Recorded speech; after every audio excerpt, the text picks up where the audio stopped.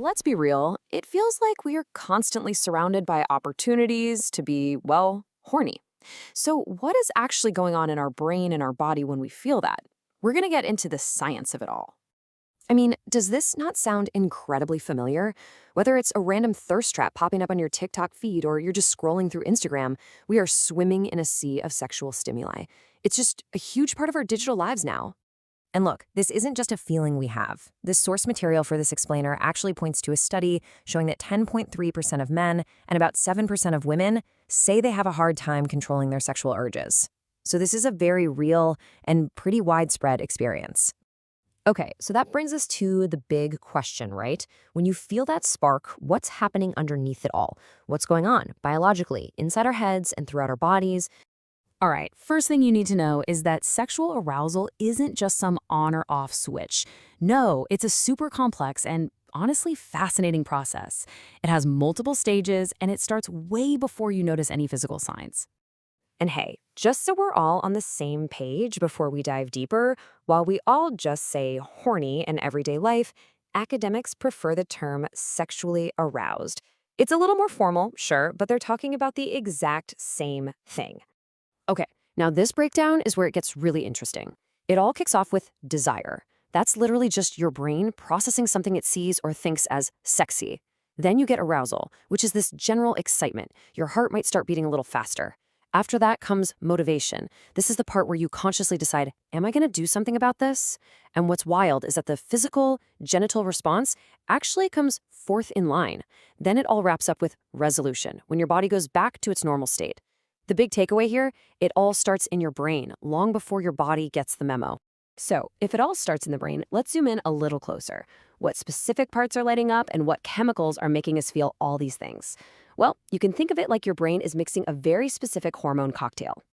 So when you're feeling aroused, these are some of the key parts of your brain that are firing on all cylinders. And what's really interesting is that it's a feedback loop. Your hormones activate these brain areas, and then these areas signal your body to release even more hormones. It just keeps building on itself. In this table, it breaks down that hormone cocktail perfectly. You've got testosterone and estrogen giving you that initial spark of desire. Then, as things get going, dopamine floods in with that yummy, yummy feeling of pleasure. At the same time, norepinephrine makes you feel all giddy and euphoric. After everything's done, serotonin comes in to help stabilize your mood. And we can't forget oxytocin, the cuddle hormone, which is so important for that feeling of bonding and intimacy.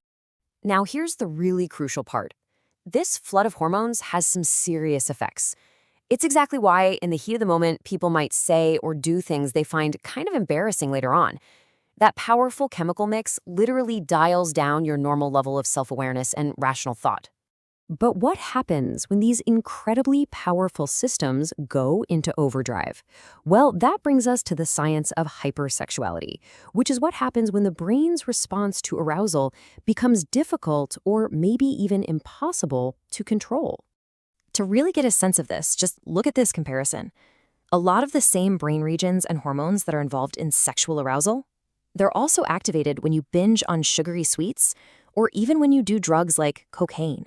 That intense dopamine hit is unbelievably powerful and can actually lead to major changes in the brain over time. And that brings us to the clinical definition. Hypersexuality disorder isn't some kind of moral failing. It's understood as a condition where the brain and the body's hormone systems have actually been altered, often from way too much exposure to sexual stimuli, and the result is urges that feel completely out of your control. So, you might be wondering, how common is this? Well, the research we have suggests that about 2 to 6% of people will admit to having the disorder. But, and this is a big but, it's widely believed to be seriously underreported and underdiagnosed. So the real number could be a lot higher. So what are the signs? The biggest one is a pattern of uncontrolled sexual behavior, that feeling that you just can't stop, even if you really want to. Just for some historical context, the famous researcher Alfred Kinsey once suggested a threshold of 7 or more orgasms a week for 6 months. But what's really shocking from modern data is the gap. The average age for this to start is around 18, but the average age someone actually gets diagnosed is 37. That's almost 20 years that people can spend struggling before they get any kind of help. And get this, we can actually see the physical evidence of this in the brain. In one study, scientists showed sexual images to 2 groups of people. The bar on the right represents those with hypersexuality disorder, and it shows way more activation in key brain regions compared to the control group. This isn't just in someone's head, it's a real, measurable difference in brain activity. And that brings us all the way back to where we started. Our phones, our social media feeds, and that constant, endless stream of sexual content. Is it possible our modern world is actively changing our brains? So here's the core idea. This constant exposure might be creating a really powerful feedback loop.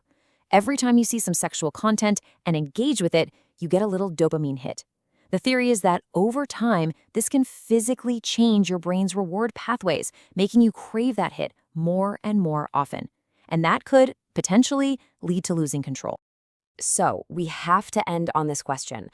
Every single time a thirst trap pops up on your screen, a complex chain reaction starts in your body. So, is it possible that the sheer amount of this happening in our daily lives is fundamentally rewiring our brains for horniness?